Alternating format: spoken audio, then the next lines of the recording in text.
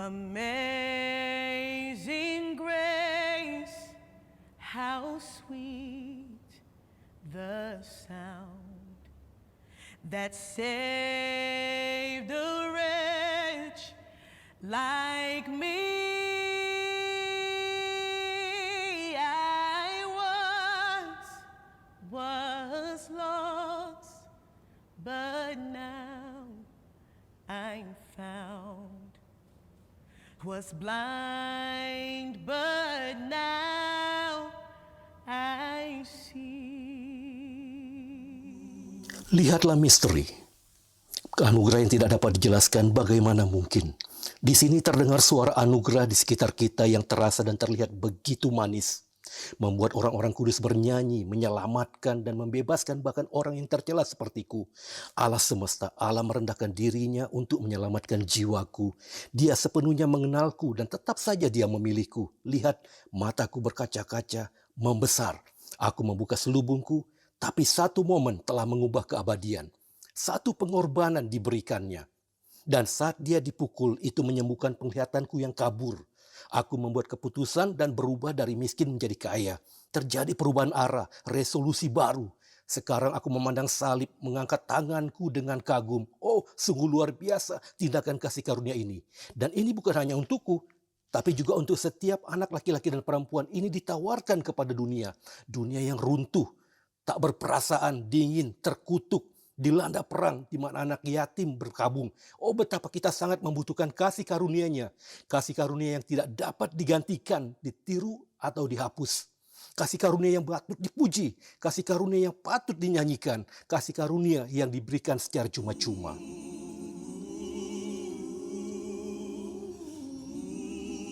Jadi sekarang harapanku adalah untuk sembuh. Takdirku telah dimeteraikan. Bersyukur untuk semua janji dari Dia yang dijanjikan, yang menjanjikan kebaikan. Tidak peduli apakah Anda berada di saat tergelap atau di bawah terik matahari. Kebaikannya adalah panji yang menjulang tinggi di sepanjang kekekalan. Dan saat ini hanyalah sekilas dari kemuliaannya yang akan disingkapkan. Pikiranku tidak pernah dapat memahami apa yang terjadi di hadiratnya. Tapi aku sedang menuju ke tempat yang telah ditentukan bagiku. Tempat yang kusebut sebagai takdirku. Pemulihan bagi permohonan kita yang putus asa. Rumah terakhirku adalah sorga. Jadi aku akan menyanyikan melodi abadi. Sampai itu tiba, aku akan menanti dengan siap, tahu bahwa Allahku ada di depanku, mempersiapkan kedatanganku, di mana Dia akan berada di sampingku. Haleluya, Tuhan kita berkuasa. Kita akan bernyanyi untuk selamanya. Karena apalah artinya kita tanpa kasih-Nya? Selamanya kita akan memuji. Kemuliaan bagi Tuhan di tempat tinggi. Sungguh ajaib kasih karunia-Nya.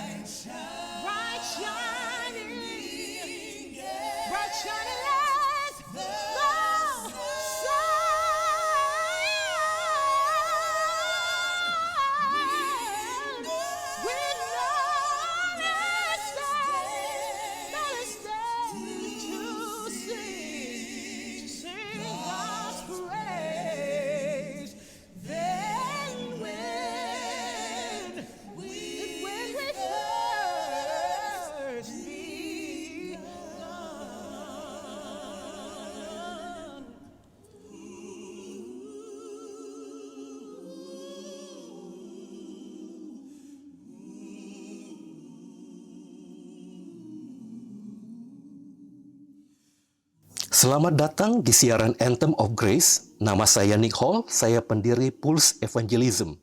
Kami hadir untuk menjangkau dunia dengan pengharapan akan Yesus dan untuk mengutus para penginjil untuk membagikan kabar baik. Nah, Anthem of Grace hadir sebagai sebuah perayaan.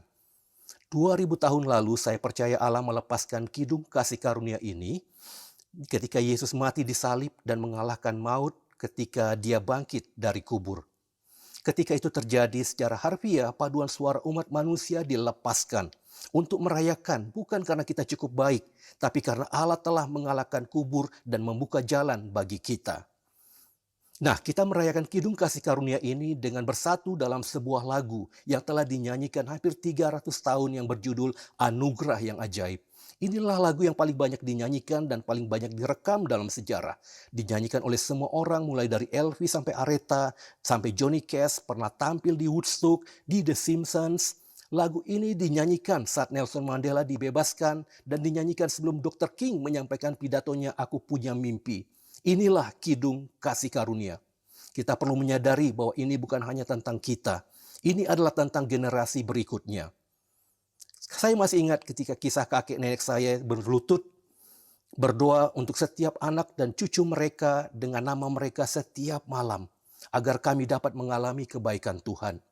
Itu adalah kisah yang sama dengan teman saya, Miel San Marcos.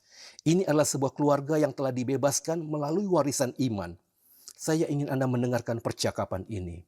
Sejak kecil, saya dibesarkan di sebuah rumah di mana Allah menjadi pusatnya. Karena jawab ya dari kakek saya dan jawaban ya dari ayah saya kepada Yesus, saya dapat melihat bagaimana kecanduan dan berbagai hal ditaklukkan di rumah saya. Saya telah melihat pemulihan yang Tuhan lakukan dalam keluarga saya dan kasih Tuhan yang tetap ada di rumah kami. Meskipun begitu, walaupun saya dibesarkan di rumah di mana Tuhan menjadi pusatnya, saya merasa tidak punya hubungan dengan Tuhan. Saya tidak begitu dekat dengan Tuhan. Dan saya ingat di tahun 2020, saya berlutut di kaki tempat tidur saya dan berkata, Tuhan.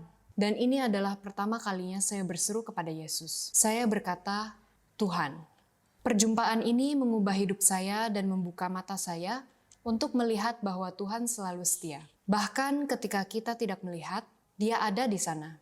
Dia selalu ada dan selalu setia. Saya telah melihat keajaiban Tuhan dalam hidup saya.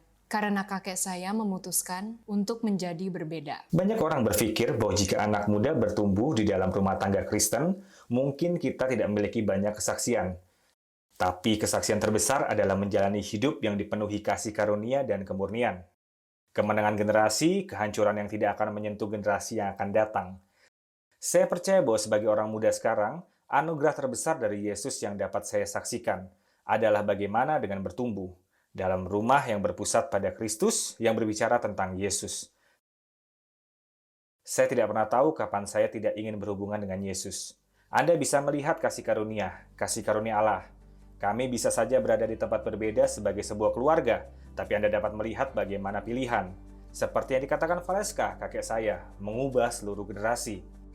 Keputusan yang diambil oleh paman saya di sini telah mengubah seluruh generasi. Saya dapat melihat bahwa anak muda sekarang dapat menjalani hidup yang penuh dengan cinta dan kenikmatan serta tak bercela, bahwa kita tidak perlu mengisi diri kita dengan hal-hal dari luar. Kaum muda tidak membutuhkan narkoba atau seks atau terjebak dalam kecanduan. Mereka tidak harus hidup dengan depresi dan kecemasan, bahwa ada Tuhan yang oleh kasih karunia-Nya telah mati di salib. Dia mati bagi kita. Dia terlebih dahulu mengasihi kita, sekarang tinggal bagaimana kita membina hubungan itu dan menerima anugerah kasih karunia itu.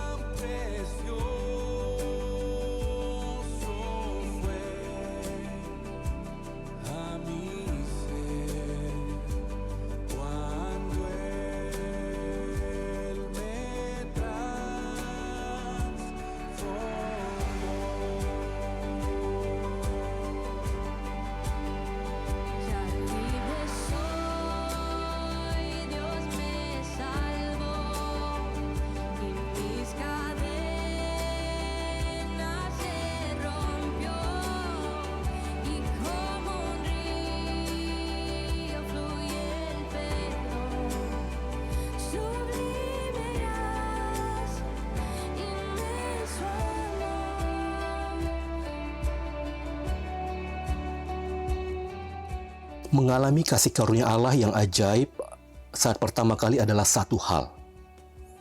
Tapi lain lagi saat pencobaan hidup datang. Baru-baru ini saya duduk bersama Stephen Curtis Chapman berbicara tentang pasang surutnya kehidupan dan bagaimana kasih karunia Allah menyumpai kita di sana. Saya ingin Anda mendengarkan percakapan kami. Kita memiliki ilusi bahwa orang-orang di atas panggung, mereka punya segalanya dan semuanya hebat. Dan satu hal yang saya pikirkan adalah kita memiliki momen itu atau saat-saat pertobatan di mana saya seperti menyerah. Namun kemudian seperti ada saat-saat yang baik dan ada saat-saat yang sulit. Dan saya tahu sendiri saat-saat sulit adalah saat-saat di mana Anda semakin memahami hal-hal yang tidak benar dalam hati saya dan betapa baik dan baiknya serta murah hatinya Tuhan. Maukah Anda berbagi sedikit tentang bagaimana perjalanan itu bagi Anda? Ya, saya mengalami kasih karunia Allah ketika masih kecil. Ketika masih kecil dan saya melihat perubahan, transformasi di rumah saya sendiri. Dan saya bertumbuh dewasa seperti kebanyakan dari kita bernyanyi. Jika kita dibesarkan di gereja, menyanyikan lagu-lagu yang luar biasa seperti Anugerah yang Ajaib dan sebuah himne yang saya rujuk dengan seseorang tadi. Saya dibesarkan dengan himne ini yang mengajarkan setiap hari bersama Yesus lebih manis dari hari sebelumnya. Dan ada begitu banyak himne yang berbicara tentang aku sangat bahagia dalam Yesus. Dan sebagai anak kecil Anda bernyanyi, wah ini hebat.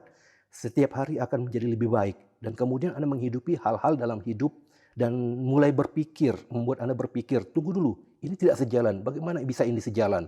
Kita telah mendengar Injil yang begitu banyak disampaikan bahwa Allah mengasihi Anda dan Ia punya rencana yang indah untuk Anda. Dan itu memang semua benar. Tapi rencananya yang luar biasa. Jika kita membaca kitab suci lebih lagi, Anda melihat Yesus berkata kepada murid-muridnya, dalam dunia kamu akan menderita aniaya.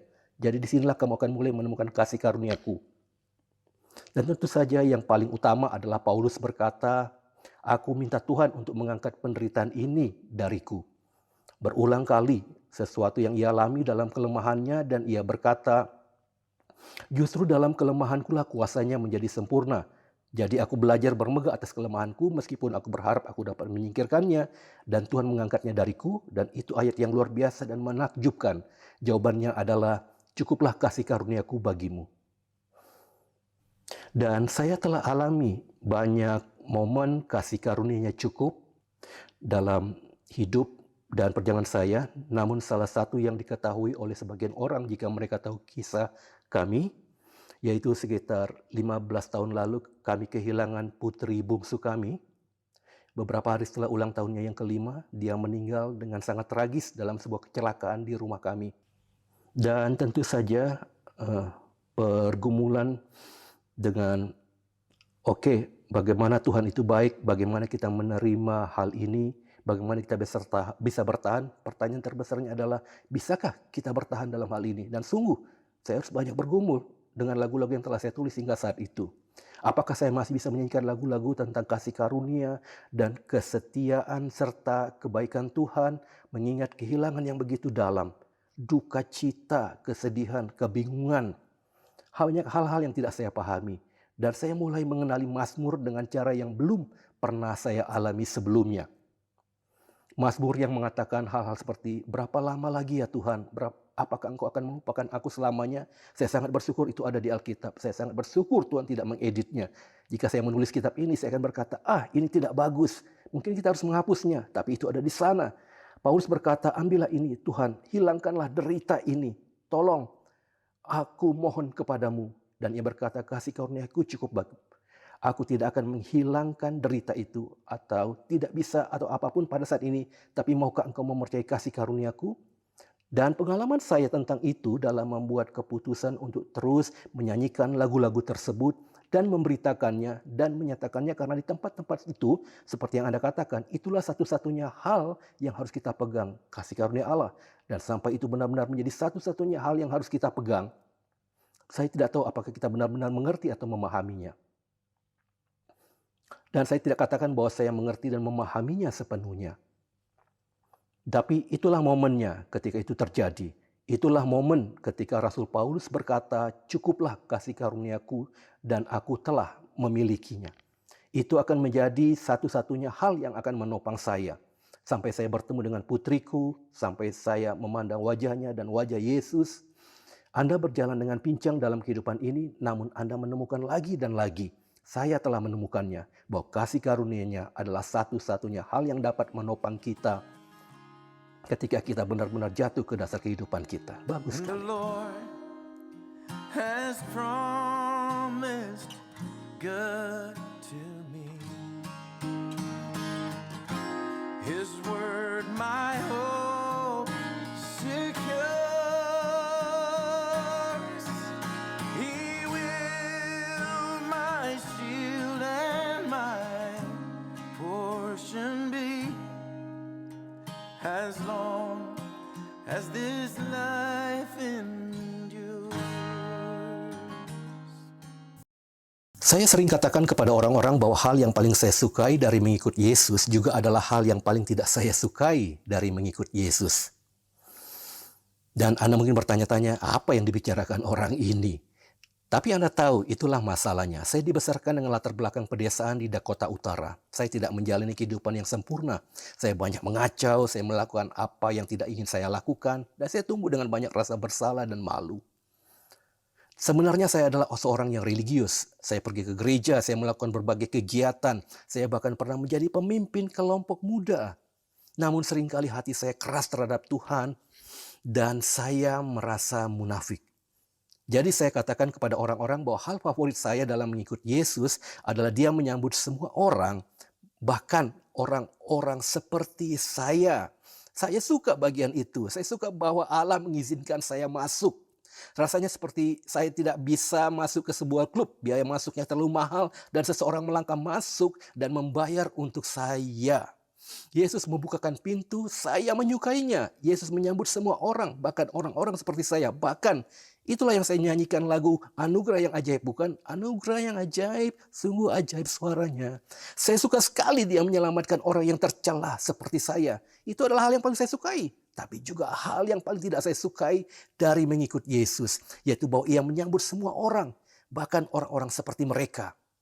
Kita semua memiliki orang-orang seperti itu, bukan? Orang-orang yang membuat kita marah dan kita kesal dan kita menghakimi dan kita melihat dan kita berkata, aku tidak tahu tentang mereka, aku tidak menyukai mereka. Namun saya selalu diingatkan ketika saya membaca Alkitab bahwa perasaan saya terhadap orang-orang itu lebih menjelaskan tentang saya daripada tentang mereka. Karena kasih karunia Allah yang ajaib juga menjangkau mereka. Itulah kenapa pada tahun 1700-an, saat tahun baru, John Newton menulis lagu ini dan merilisnya. Dia menyanyikannya di gereja untuk pertama kalinya. John Newton adalah seorang yang rumit. Bahkan dia menyebut dirinya sebagai penghujat besar di masa lalunya. Dia biasa mengutuk dan menyebut nama Tuhan dengan sia-sia dan hidup dalam segala macam kejahatan. Bahkan ia pernah menjadi kapten kapal budak dan menganiaya orang-orang selama bertahun-tahun. Sampai ia mengalami sebuah perjumpaan di mana ia berseru kepada Tuhan. Kapal itu akan karam. Ada orang yang baru saja jatuh dari kapal. Dan ia berseru kepada Tuhan. Dia berkata, Tuhan kasihanilah aku. Kasihanilah aku. Anda lihat kata belas kasihan ini. Kita mohon kepada Tuhan. Karena kita tahu kita tidak layak menerima kebaikannya. Kita layak menerima penghakimannya. Maka John Newton berkata, Tuhan kasihanilah aku. Dan beberapa dekade kemudian ketika ia mengembalakan sebuah gereja dan hidupnya telah diubahkan, ia menulis himne ini, Anugerah yang Ajaib. Anda tahu kasih karunia Allah yang ajaib itulah yang diulurkan kepada kita dan mengubahkan kita. Nah, John Newton pada hari ini ketika ia sedang menyanyikan himne ini di gereja negaranya, ia merenungkan doa Daud dalam 1 Tawarik 17. Daud berkata, Tuhan siapakah aku ini? Siapa aku dan siapakah keluargaku? Sehingga Engkau memperhatikan kami. Anda tahu inilah kisah seluruh umat manusia. Anda dan saya, kita layak mendapatkan murka Allah. Mengapa? Karena kita berbohong, kita menipu, kita mencuri, kita berbicara negatif tentang orang lain. Kita punya kebencian di hati kita dan terkadang orang yang paling kita benci adalah diri kita sendiri. Saya percaya inilah kenapa Yesus ketika Dia membagikan perintah terbesar, Ia berkata yang pertama, kasihilah Tuhan Allahmu dengan segenap hati, jiwa, akal budi, dan kekuatanmu. Dan kedua, kamu harus belajar mengasihi sesamamu manusia seperti dirimu sendiri. Dan Anda dan saya seringkali tidak mengasihi diri sendiri atau berpikir baik tentang diri sendiri. Orang yang paling membutuhkan kasih karunia adalah saya. Anda tahu, itulah anugerah yang ajaib ini. Tuhan menjumpai kita meskipun kita tidak sempurna. Dan itulah kenapa kidung kasih karunia ini menjadi seperti ini. Itulah kenapa semua orang dari Elvis Presley hingga Johnny Cash, Aretha Franklin, Dan bahkan Ned Flanders dalam The Simpsons menyanyikan lagu ini. Karena inilah seruan hati umat manusia agar kita dapat mengalami kasih karunia Allah yang ajaib. Bahwa meskipun kita layak mati, Dia memberi kita hidup dan kasih. Dia mengubah kita dari dalam keluar. Dan inilah kenapa Rasul Paulus berkata, karena kasih karunia kita diselamatkan. Ini adalah kasih karunia yang ajaib, sebuah kidung kasih karunia, bahwa kita dapat berkumpul bersama setiap suku, bahasa, dan bangsa, dan tidak bermegah berapa banyak uang yang kita miliki atau tidak miliki, atau berapa baik kita atau tidak berapa baik kita, hal yang telah kita lakukan atau yang belum kita lakukan. Tapi ketika kita berkumpul bersama dan berkata, semua yang telah kita lakukan tidaklah cukup. Itulah sebabnya kita butuh kasih karunia Allah. Dan inilah yang membedakan Yesus dan iman kekristenan dengan agama lain di dunia. Anda lihat setiap agama lain di dunia, sistem kepercayaan lain di dunia berkata, kamu harus melakukan semua ini untuk menjadi cukup baik bagi Allah. Jika Anda pergi ke kuil cukup banyak, jika Anda pergi ke gereja cukup banyak, jika Anda pergi ke misa cukup banyak, jika Anda pergi masjid cukup banyak, jika Anda berdoa cukup banyak, jika Anda pergi ke tempat ini, maka mungkin Anda bisa menjadi cukup baik. Inilah sebuah pertanyaan yang tidak pernah berakhir. Mempertanyakan keabadian saya, mempertanyakan hubungan saya, keberadaan saya. Apakah Dia benar-benar mengasihiku dan tidak ada yang cukup? Tapi perbedaannya dengan Yesus adalah ini bukan tentang semua hal yang perlu Anda lakukan untuk Tuhan. Ini tentang fakta bahwa Tuhan datang dan melakukannya untuk Anda. Alkitab berkata, jarang sekali orang mau mati untuk orang baik. Tapi Allah menunjukkan kasih-Nya kepada kita dalam hal ini bahwa ketika kita masih berdosa, Kristus telah mati untuk kita. Dan Paulus berkata, karena kasih karunia kita diselamatkan oleh iman. Itu adalah pemberian, bukan hasil usaha. Jadi tidak ada orang yang dapat memegahkan diri. Kita di sini bukan untuk menjadi lebih baik atau bermegah kita lebih baik. Kita di sini untuk bermegah bahwa Yesus lebih baik. Yesus layak. Yesus telah menaklukkan dosa. Yesus telah menaklukkan maut. Dan Yesus hidup. Dan fakta bahwa Dia hidup, Dia memanggil Anda dan Dia memanggil saya untuk kembali ke rumah. Inilah kidung kasih karunia di mana Anda dan saya dapat menjadi bagian dari lagu ini, bahwa Dia telah menyelamatkan kita. Dia telah membebaskan kita, bahwa kita bukan lagi seperti dulu. Apakah kita sudah menjadi seperti yang kita inginkan? Belum. Tapi kita sedang dalam perjalanan pulang. Anda tahu, ini bukanlah sebuah pesan yang memalukan dan mengutuk. Ini bukan lebih banyak kutukan, ini adalah sebuah undangan. Ini adalah undangan untuk pulang. Ini adalah undangan untuk dijadikan baru. Ini adalah undangan untuk mengalami kasih tanpa syarat. Ini adalah undangan untuk mewujudkan potensi penuh Anda. Baru-baru ini saya menyadari bahwa ini adalah semacam kode curang dalam hidup. Semakin dekat saya dengan Tuhan, semakin dekat saya dengan Yesus, semakin saya menjadi versi terbaik dari diri saya yang Tuhan ciptakan. Bukan dengan berusaha lebih keras, bukan dengan melakukan yang lebih baik, bukan dengan membuktikannya kepada orang lain atau menunjukkannya. Tapi dengan menerima kasih karunia Allah yang tidak layak saya terima. Dan menyadari bahwa Dia mengasihi saya. Dia telah mati untuk saya. Dia berkata, cukuplah aku, dan Dia berkata, cukuplah engkau. Maka saya ingin Anda mendengar ini hari ini, bahwa Anda dikasihi oleh Allah. Bahwa Yesus begitu mengasihi Anda sehingga Dia mati di salib untuk Anda. Bahwa Dia telah menaklukkan dosa dan rasa malu Anda. Anda mungkin depresi, Anda mungkin berpikir untuk bunuh diri. Saya ingin Anda tahu bahwa hidupmu layak untuk dijalani, bahwa Yesus telah mati untukmu dan Dia hidup.